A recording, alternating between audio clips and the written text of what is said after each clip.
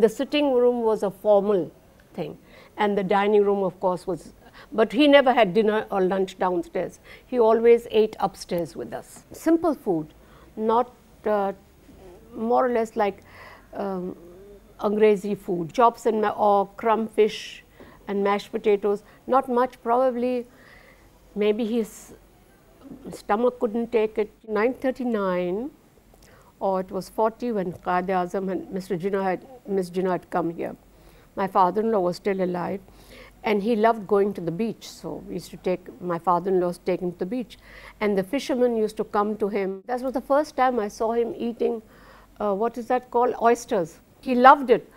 He'd take a fork and eat it. We were shocked. He wore a suit, very smart, very elegant, and he smoked, you know, and very, very elegant man, very prim and proper, and everything had to be right. Certain time he had breakfast, certain time he had lunch, then he had his afternoon tea, whatever.